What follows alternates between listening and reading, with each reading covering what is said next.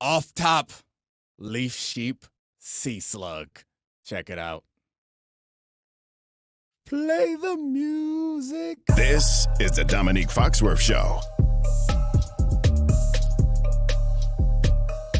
Look at that. Look at that. Welcome to the Domonique Foxworth Show. I'm Domonique Foxworth. That is Charlie Kravitz. The other person here is Mike Golick Jr., and that is the beautiful mollusk known as the leaf sheep sea slug. What'd you feel about that, Michael? It's breathtaking. It's like a water peacock. It's incredible. I have to let you get water peacock. That's the coolest slug I've ever seen. Peacock. You maniac. It's not a bug. Don't you know bugs have exoskeletons and like 6 legs, you freaking maniac. I've never been more disappointed in you in my life, bug. Mollusk Gate in the pre-show meeting was tearing this family apart. Almost got fired because it hurt. For not knowing my heart. a slug was a mollusk. Right. I had no idea you had to take an SAT prep class to produce the Domonique Foxworth Show. SAT prep class? It's a sea slug. It's in the name. Why would you think a sea slug is an insect? I don't know. I thought a slug was a bug. Madness. I feel a like slug is not a bug. Do you know what a bug is? So I feel like a bug is like a vibe. It's like saying agreed. The Midwest. Like Pennsylvania is ostensibly vibes-based the Midwest, even though it's clearly not in the Midwest. The same way a slug could be a bug. It just kind of feels like a bug.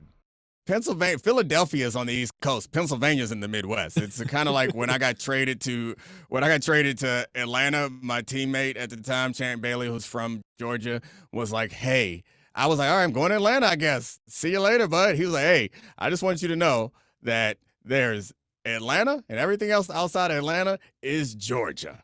And I understood exactly what he meant because when I got down there was a lot of pickup trucks and Confederate flags in Flowery Branch, Florida, and I was not as comfortable, or Flowery Branch, Georgia, and I was not as comfortable as I thought I would be when they said, you going to Atlanta, brother.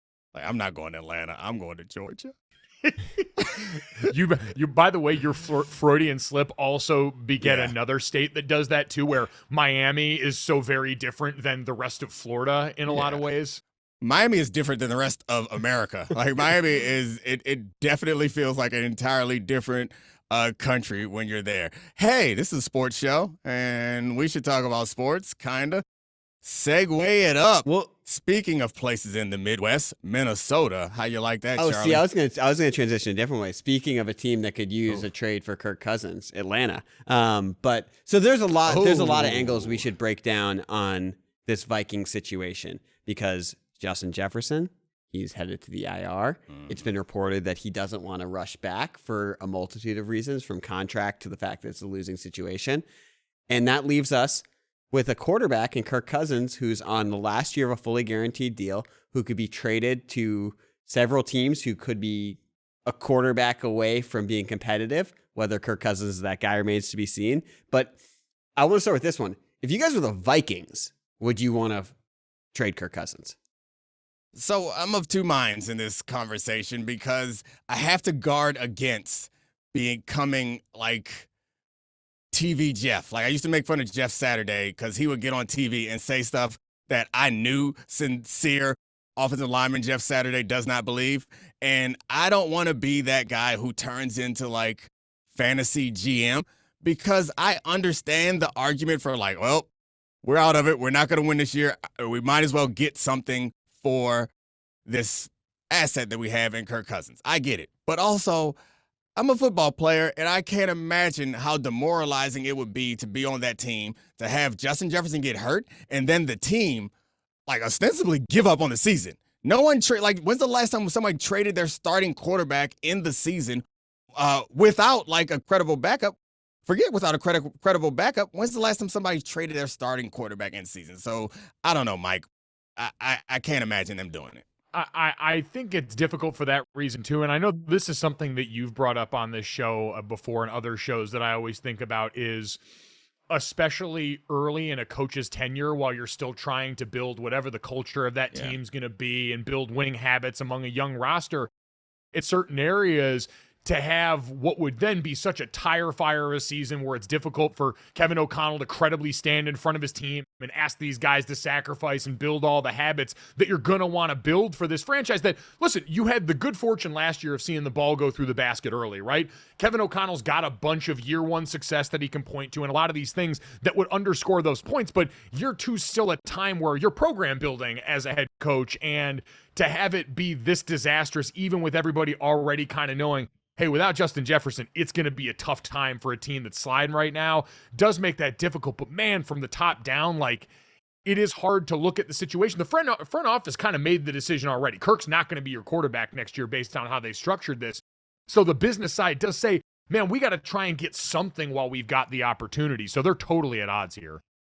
I mean, I'm glad you brought this up. The great thing about having conversations with smart people is it forces you to come to like new, smarter conclusions. Like we had this conversation with Kevin Clark over the weekend, which ended with a really useful thought. But in here, what you sparked in my mind is one of the head coach's jobs is to like set the not the mood or the vibe, but there's a message to the team for the season. And you don't consider that because we think about players as video game characters sometimes, and assets are like, are they hurt? If they're not hurt, then they're 100%.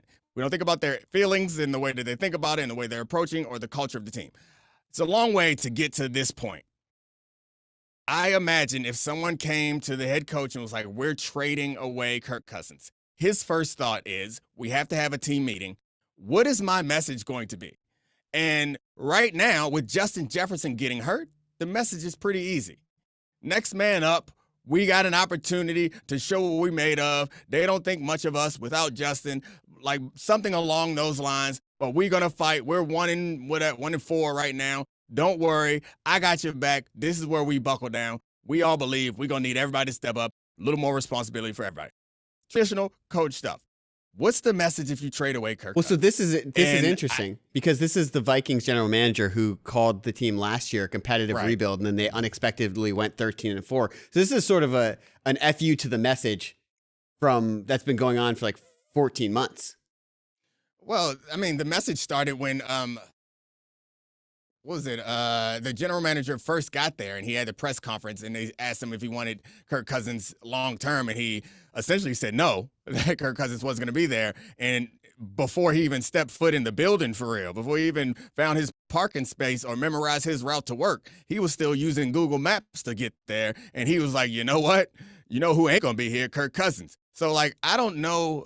And they've known that for a while. They haven't committed to Kirk Cousins. So that's kind of constant. But I do think that trading away your starting quarterback in the season requires a team meeting and shift of focus. Domonique, I think to your point, like we always hear the phrase people talk about, oh, like they've got a smart fan base, but I think you also have to recognize your players are smart. These guys are acutely aware of what's going on. Kirk Cousins is more aware than anybody of the fact that his contract doesn't go beyond this year and that he's likely going to be playing for a different team. So it would require a level of like brutal honesty that doesn't vibe with all the cliches you just mentioned.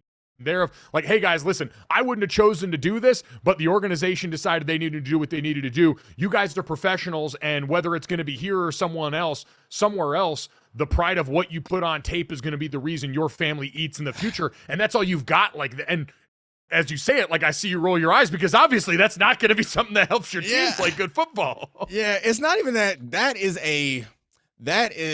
a week 12 message.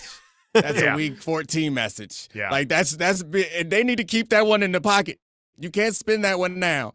That's when you are 2-8 and you got 7 whole games left and you're like, man, we in bad shape. Well, listen, like, you know, that'll last you for a few weeks. That ain't early in the season. So the tough thing is what you would want to say is we got somebody behind them who we believe in, and if they could credibly say that, that'd be a different story. But I don't know. I think it's unlikely to happen.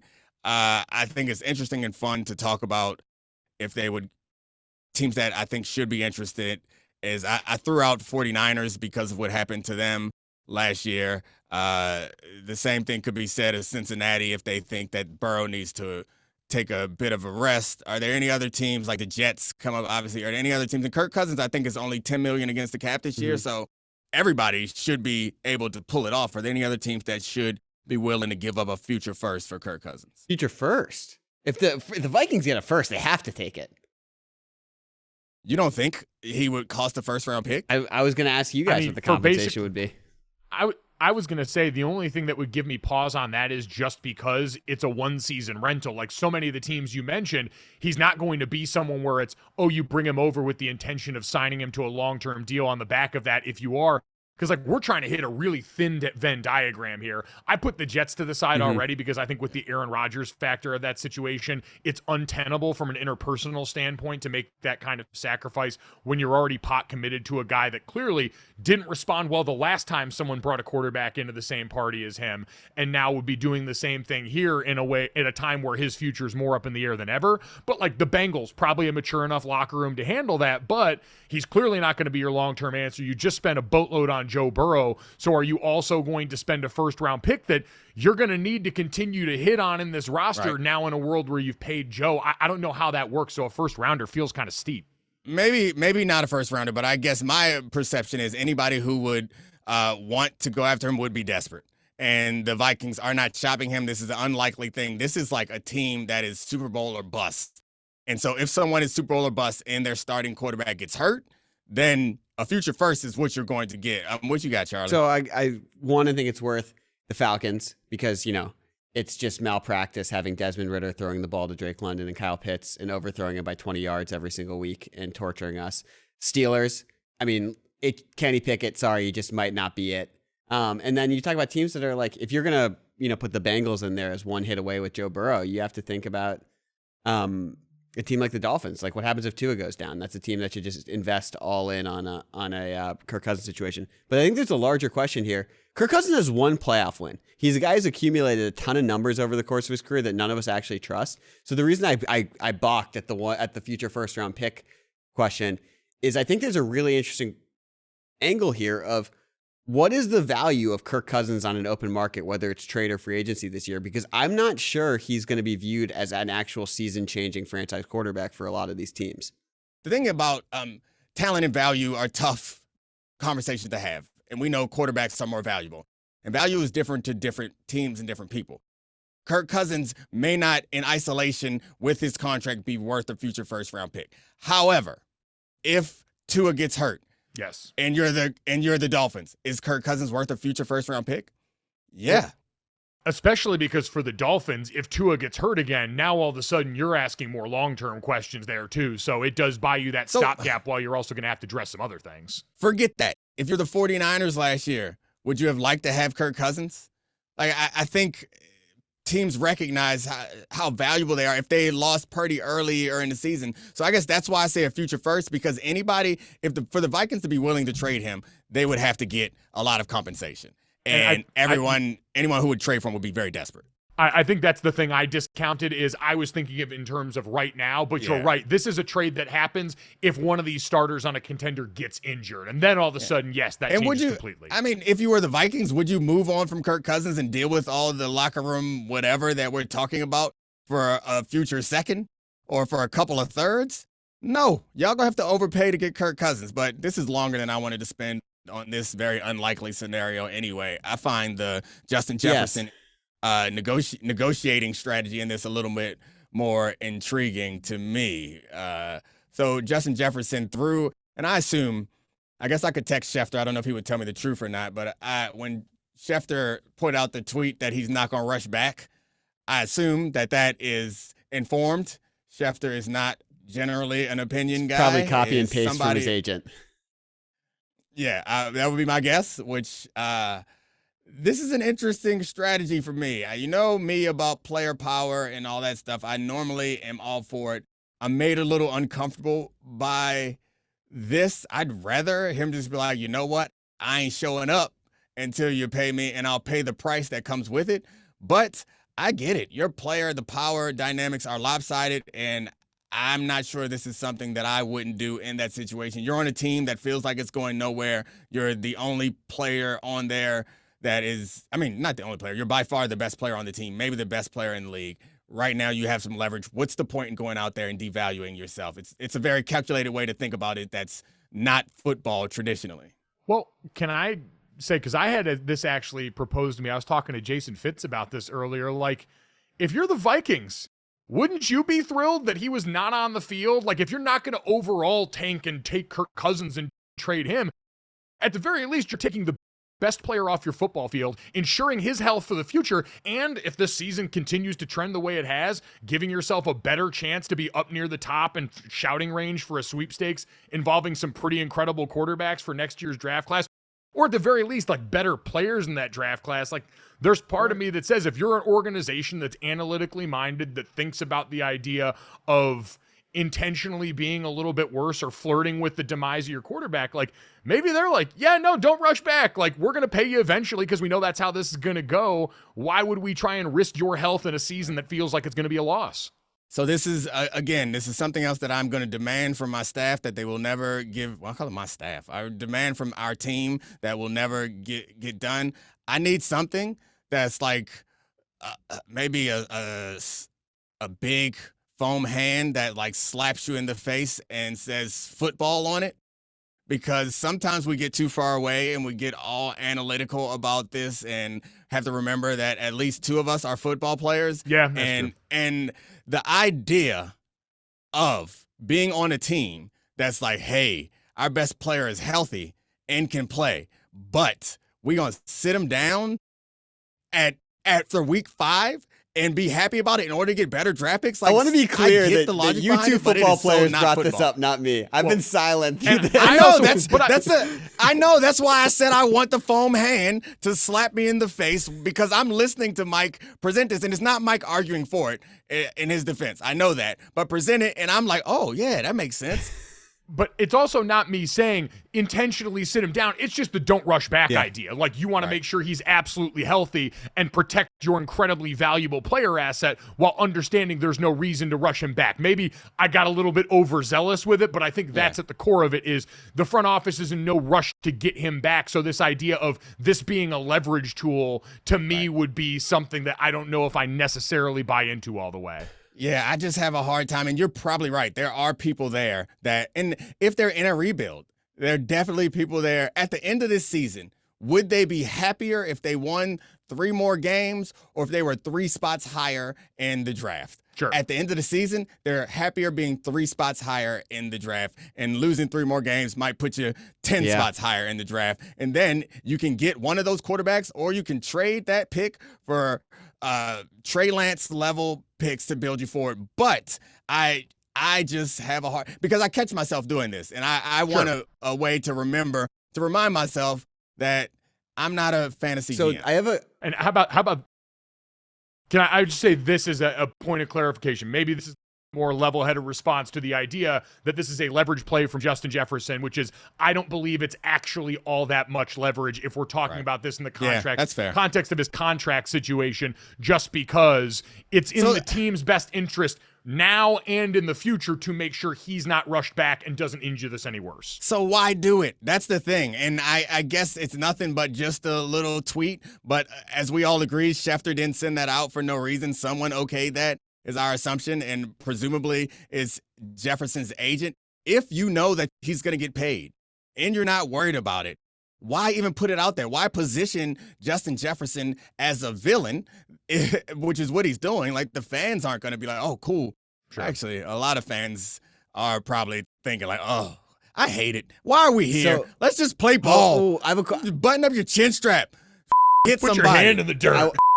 Put your hand in the dirt. I want to connect the nerds to the football guys here, because Justin Jefferson's on pace to like shatter every single fastest to record, fastest to 5,000 yards, most 100-yard games in the first 4 years of his career. And he's like on the verge of creating an absurd statistical legacy, and maybe the first guy who has a chance to put up, Rice-like numbers over the course of his career if he stays healthy. And sacrificing most of a season to protect the long term sort of runs counter to that. How much do those records sort of matter to someone like that? Does Justin Jefferson want to be the guy who's in the club with a young Domonique Foxworth, dressed like a generation before, like Jerry Rice, or like 10 years later, he's that guy?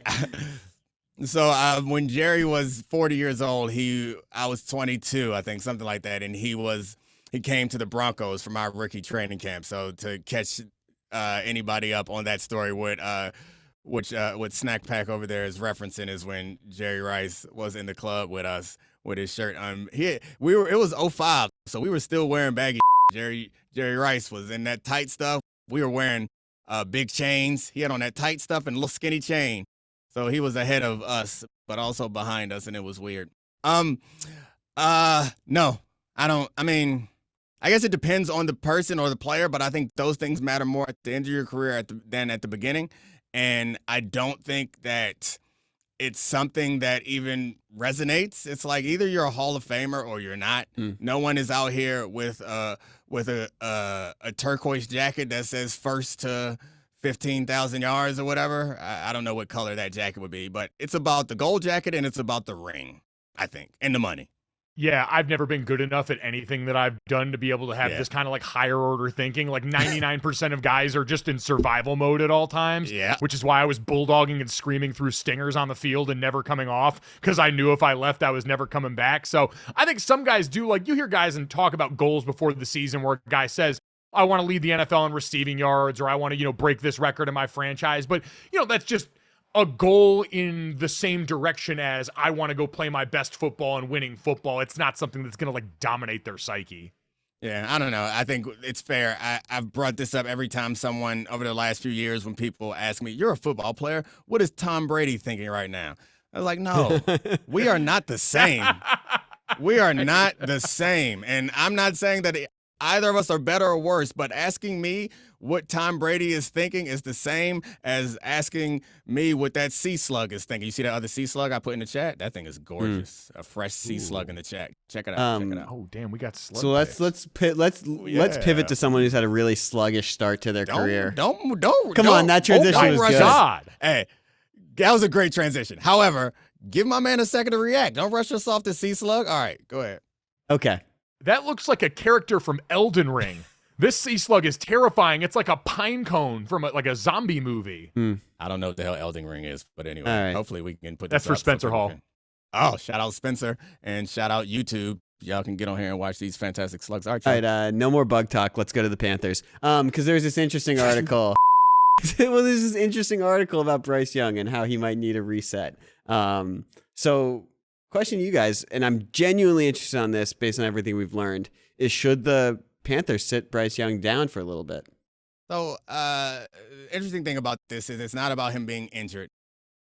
I love this as an approach. And I suspect a fellow recovering football maniac who's probably a little softer than people would assume. I know that about Gojo. We both probably, I think, are a little bit more progressive-minded than people think we are. I think that lots of quarterbacks have been ruined, and the whole football mindset that we've been talking about up until this point is like you play through it. Oh, your O-line stinks, your team stinks, you're off to a bad start. You know what?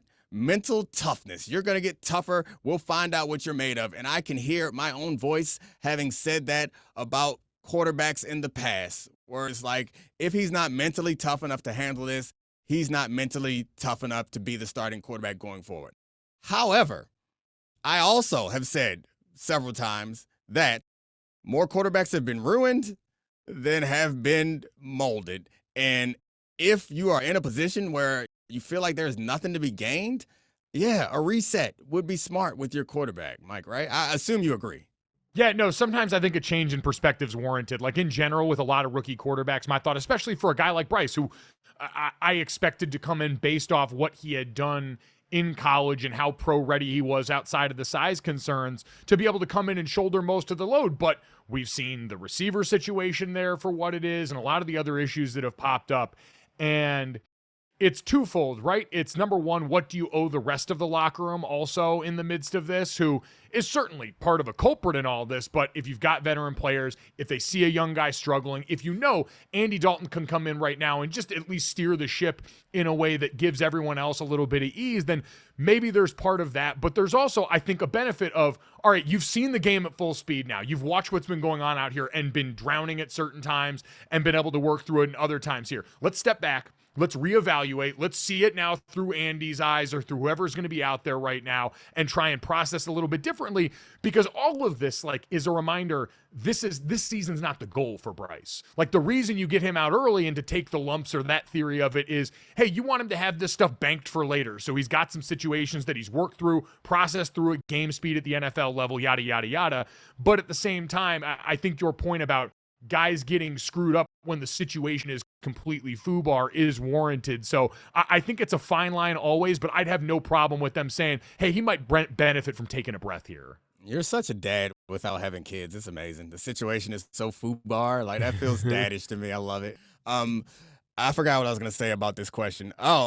This suggests to me, so I guess taking stock of the situation is important, and having long-term view is important. That's not football. It's 1 week at a time.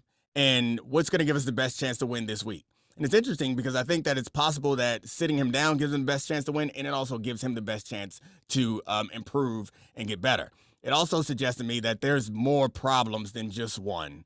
If there's one issue, we can address it and we can work through it and get better.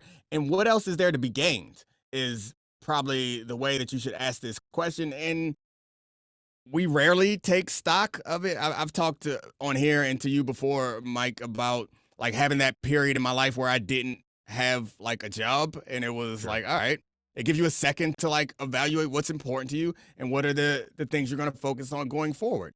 And I think for Bryce Young, you can't focus on anything you can't focus on improving anything or addressing anything when each week you're just trying to stay afloat. So the point you made is right. Get him some action. Let's see him out there. All right, now we see what's wrong. We see how we can address it. Now pull him out and dedicate, I don't know, McCown, isn't he out there right now? Or someone Caldwell else too. Is all right. Yeah, Caldwell. I assume that Jim Caldwell, he's going to be focused on them actually trying to win these games. But I guess anybody is all right, now this is what's wrong. Let's address this week by week, day by day, item by item, and maybe try to salvage not salvage, but protect this quarterback from being destroyed. Well, this is really interesting, and this gets to the next level of this, because we know that there's been a deluge of information that Bryce Young is sort of in over his head right now. But this is not a normal situation. The fact that they traded up for the first overall pick to get this guy. They gave up a future first-round pick that very well could turn into Caleb Williams or Drake May. And it can't just be about week by week with him right now. When you put that investment in for someone like this, who you're giving up that much for, you have to think of his long-term future. And that I almost wonder if has to be the Panthers saw right now. Whatever is the best to make Bryce Young a legitimate starting quarterback in this league, that's what we have to do. I think it's the great thing about this decision is I think it's the best for everything right now. I don't think playing him is the best for them right now. I don't think playing him is the best for him right now. I don't think playing him is the best for that future draft pick that they sent away. To me, it's something that we never would ever consider because it's so not football. Mm-hmm. But if you were to ask somebody who did not grow up in football culture, or even us who did grow up in football culture, if you lay this scenario out in front of me, I would have never thought, let's bench Bryce Young unless he was hurt. Mm-hmm. But now that it's laid out in front of me, I'm like, yeah, you got a veteran. This makes sense. This isn't helping anybody on the team right now. This isn't helping him. You guys want to pivot to some college football? Of course. Hell yeah, brother. So let's start with the game of the weekend. And I got a question for you guys. One former Notre Dame football player. Who would a win be bigger for this weekend? So mad at Notre Dame. Sorry. Who would a win be bigger for this weekend? Why Notre are Dame you mad at them, Domonique? Because I know why I'm mad. I'm mad at them because they lost to Ohio State, and then they lost to Louisville, and a game that would have been a lot more fun, they blew it by not having enough men on the field and then losing to a team that I don't think is as talented as them. That's why I'm mad at them. Yeah, the Louisville one's a bummer, and I think all of it, the strongest feelings come from me because with Sam Hartman, you've got a one-year loaner of a guy you can play quarterback, and that's been so difficult for Notre Dame to come by as such a sure thing at that position for a while. You've got good kids on the roster. you can feel hopeful about the future, but you had it this year. This was your chance to swing big for the playoff and stuff. And now with 2 losses in the current format, that's gone. To Charlie's question about who would this be a bigger win for? I've said this is going to end up for both fan bases being like an existential crisis game, no matter what. Like I used to call Texas A&M and Miami, the 2-year home and home they had this last year, the Anxiety Bowl every year, because both of those fan bases are always wound so tight about what the future looks like. New coach on one side, Jimbo Fisher on the other. But for both these fan bases, like if you're Notre Dame, this win is massive in stabilizing things right now, because a 3-game slide after the way things started for Marcus Freeman last year, in the midst of this year that was supposed to be full of so much promise. No matter if the schedule is wild and you're playing your 4th straight night-ranked undefeated opponent in the middle of an 8-game stretch before you've got a bye week or whatever, any realistic thing in there goes by the wayside in favor of, man, you're on this 3-game slide for a second year in a row. We were supposed to maximize this quarterback. What the hell's going on in our future? That sky is falling feeling sets in for them. But if USC loses, and now you've had a defense that's been taking shot after shot, had an ugly game that very few people saw against Arizona because it was Pac-12 after dark. But if you're UFC, you're looking and going, all right, we might have one of the better quarterback prospects ever, even by Lincoln Riley standards, which is saying a lot.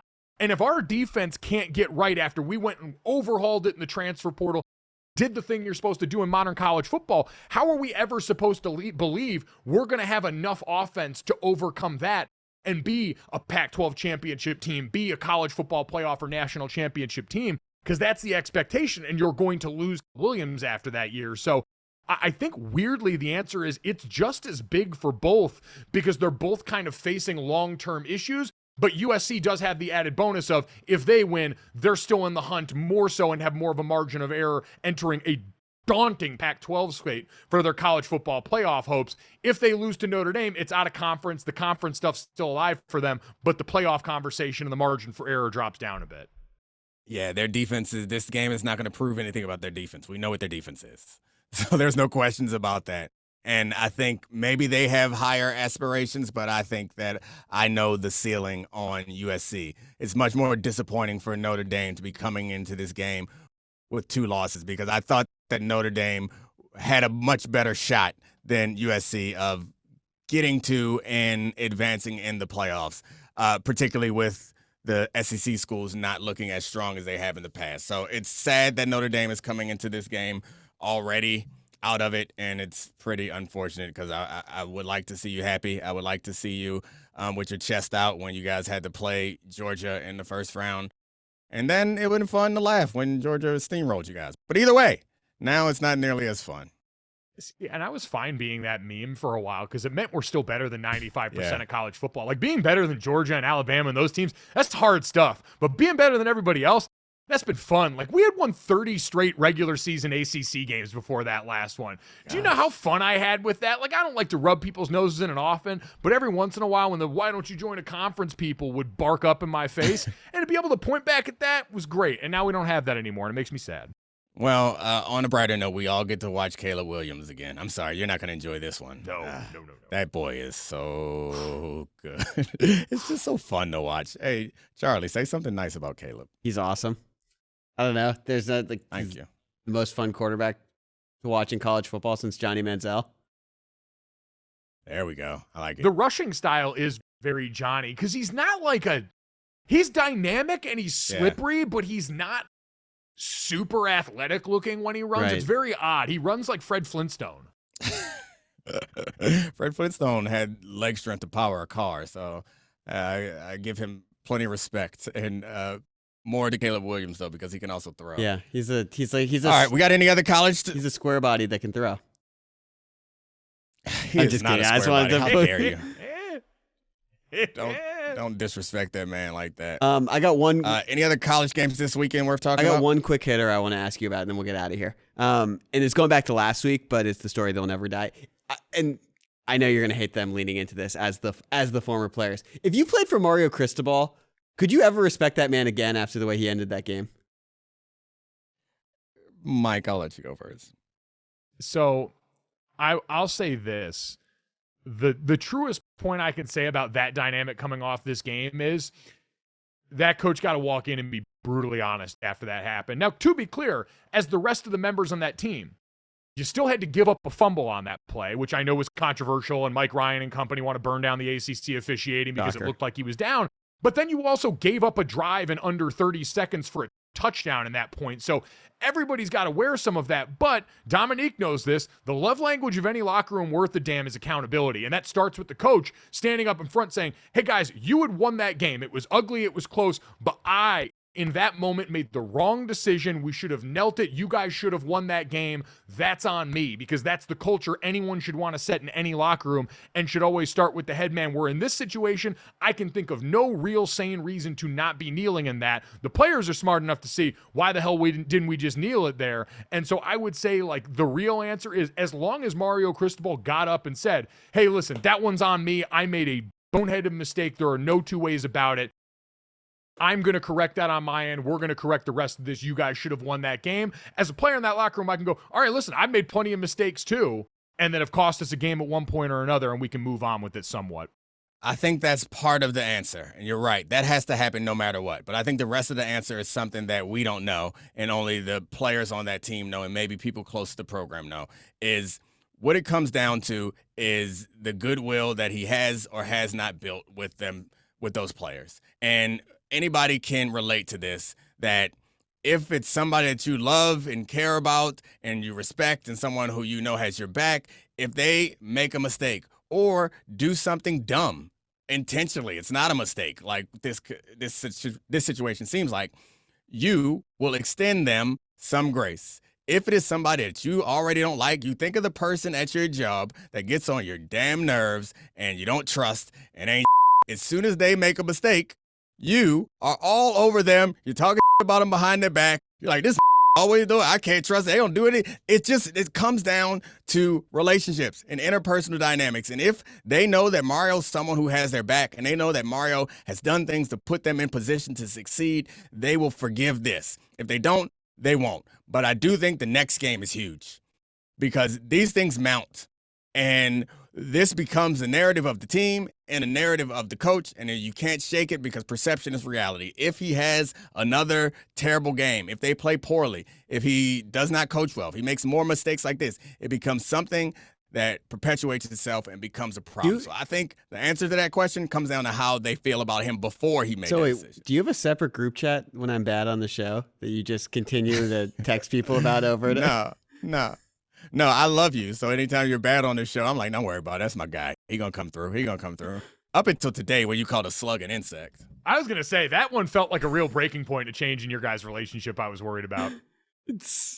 Domonique made me think of kickers there because they're always the guys where they've got, they're your teammate and you love them for the most part, but all of those, like, my favorite phrase about that is always trust is gained in drops and lost in buckets.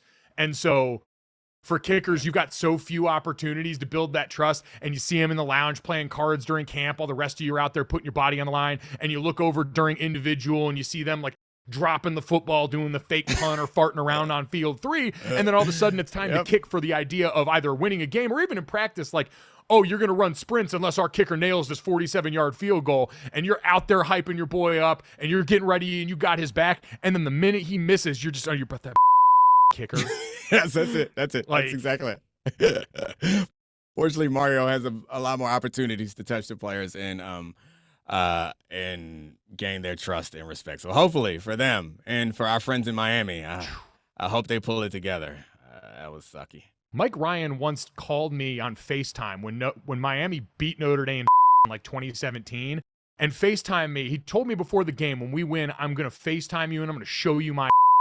And sure enough, as I was driving from Manhattan, Kansas back to Kansas City, he FaceTime and showed me not his bare but his clothed in that conversation. I want to say it was very big of me to not say anything to Mike while this was all going down here. I consider that personal growth for me in my Giannis year. This is Giannis year for you. Congratulations. I'm proud of you. That is growth. I'm disappointed in Mike. You can't threaten and then show people jeans. You threaten show follow through. Anyway, thank you for not showing me your day, but showing your with the hottest takes in the business. The bed maker himself, Mike Golick Jr. Appreciate you, buddy. Thanks, buddy. All right, Charlie, thank you. We'll work through our issue about animal classification. We'll be fine. Thank you for everything else you've done, though. And also, Thank you to our great producers, Brian, Kevin, Megan, Serafina, and the good people at Podville for that beautiful studio that I'm not in. I miss it. I'll be back on Thursday. I love you, baby. That's the studio, not you. I got an A in environmental biology in college. This is the Domonique Foxworth Show.